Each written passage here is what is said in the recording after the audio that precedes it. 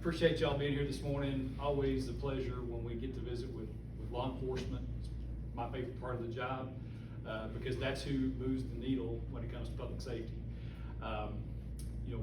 We're here to talk about this SALSA program, but the reason that there needs to be a SALSA program is because we have issues with violent crime in our communities.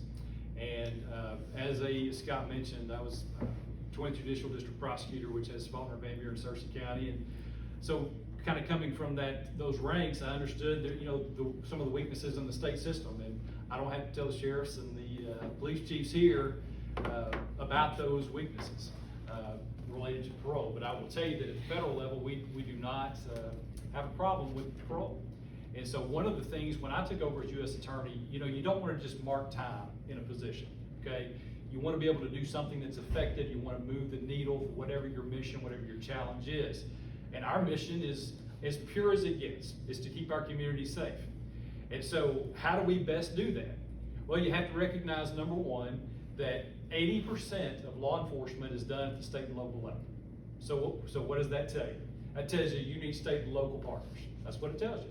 So what's the best way for us to come alongside, not to cherry pick cases, Scott, which that the feds are bad to do that at times.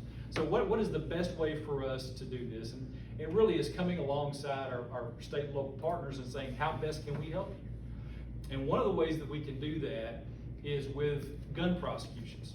And as an AUSA, it's not the glamorous case. You have to roll your sleeves up and go to work. But we've done that, and our AUSAs have embraced it, and they've embraced it because they see a difference that's being made in their communities. And so I took over in October 2017, and I think we really started hitting the gas on this in 2018. And in 2018, we focused on the city of Little Rock with Larry Jegley, our colleague in Pulaski County, and the Little Rock Police Chief and the sheriff there. And our caseload went up 82% the first year, okay, as AUSAs. In fact, out of 94 districts, our district has the 5th highest caseload in the nation per AUSA. And so the work level for our AUSAs went up exponentially, okay? And so part of the reason we needed our SALSAs is to have some additional resources and to develop those relationships with the prosecutor's offices, because local law enforcement knows who the bad guys are, right? And so, who are we going to focus on for a federal prosecution? Charlene knows that answer. Marty knows that answer. Local law enforcement understands that. And so we want the benefit of that intelligence, that free thinking, that the free flow of information between us. And when you develop relationships like you do with the SALSA program, that's a natural part of it. And so in 2018, a caseload went up 82%. Well, so what? Your caseload went up 82%. Well, in the city of Little Rock, homicide went down 24% in 2018. Okay, non-fatal shootings, the drive-bys went down 55%. Now, is that just because the feds got involved? No, but it is because we all decided to partner together and focus on violent repeat offenders. Now, I have people accuse us all the time of just wanting to put everybody in prison. And that's just the furthest thing from the truth. Scott, I think at the state level, I think we sent, last I saw, it was like 30% of the people that came through our offices went to prison. Only 30%. So in Arkansas, you got to work pretty hard to get put in prison. And so we have drug court, you have veterans court, you have Act 346, you have probation, RCF. There are all sorts of diversionary programs for these first-time offenders. That's not who we're focused on. We're not focused on the guy that 20 years ago caught a drug felony and he got a gun on a traffic stop. That's not what we're looking at. What we're looking at are people who have criminal histories this long. The chief referenced the revolving door at the state prison, in the state system. Those are the kind of folks that we're focused on. And so in doing so, you minimize and you mitigate the damage that's being done in our communities. And these folks, these repeat criminals, have a toxic influence on our communities. They're in the neighborhoods, they're in the trailer parks, and they have an ability to have an influence, not just with a criminal activity, but with their influence on our kids. And that's something that we have got to start focusing on and taking seriously.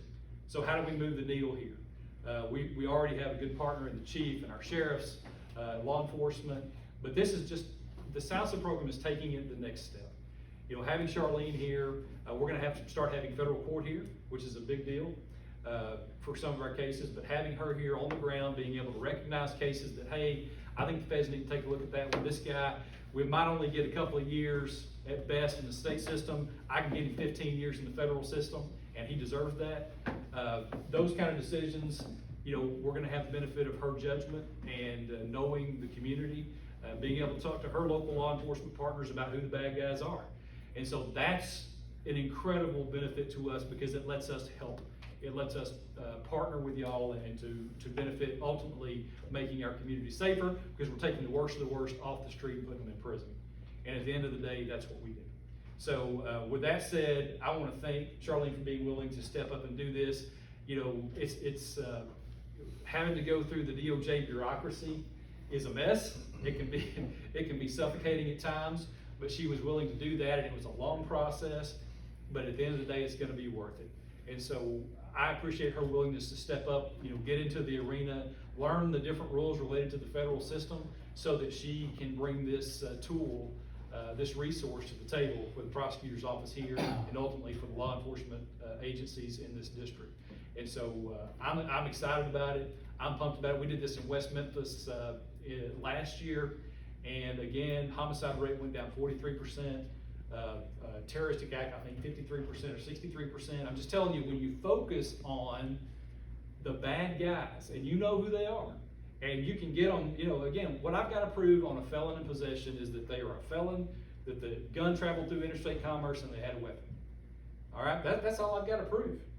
Now that, you know, we have constructive possession issues and things like that we have to work through, but again, it's a matter of volume and picking the right folks. And I'll tell you at the federal level, and I don't know how many of you understand this or know this, it's not just possession of a felon in possession of a firearm.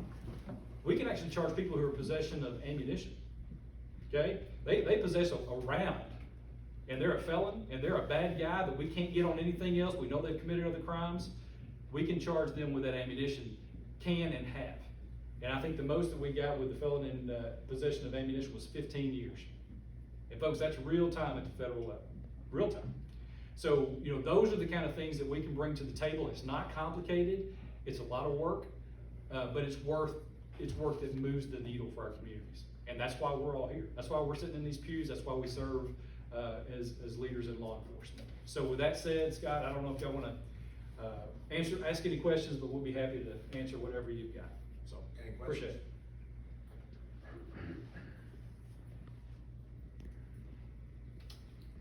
No questions. I'm really excited for the program, and I thank you, Cody and Allison, for coming up today. And Charlotte, we would have had this a little bit earlier, but the COVID thing has put everything out of sorts. Charlene has already been to grand jury as second chair on a couple of matters, and so she's working right away and she's doing us proud. And anything else? Anybody? No questions? Okay. Hey, let me say something about the TFO program. We couldn't do what we do without the TFO program. I'm telling you, ATF, DEA, Chief, it is invaluable. And so if anybody that's interested in that, let me know. Our federal agencies are constantly looking for partners with TFOs, man. I mean, it's invaluable to us. We couldn't do the gun initiative that we're doing, the violent crime initiative, without our TFOs. Okay? In particular for Jonesboro. All right. I guess we're done. You want to, let's get a picture of us. I think we can be without our mask for